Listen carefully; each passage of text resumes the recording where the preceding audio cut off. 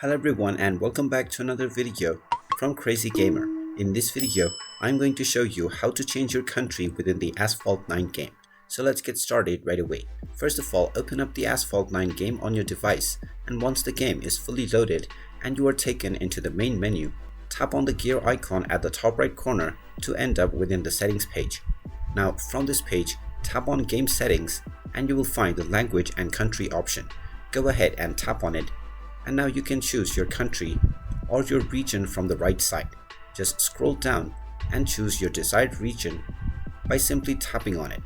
You will then be asked whether you want to change your region, and that this change will be permanent. So tap on the yes button to confirm your change, and now your region will be changed right away.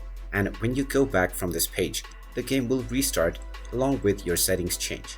And there you have it. That is how easy it is to change your country within the Asphalt 9 game. If you find this video helpful, make sure you hit that like button and subscribe to our channel if you haven't done so already. Also ring that notification bell to never miss another update from us. Thank you for watching, and I will see you again in the next video.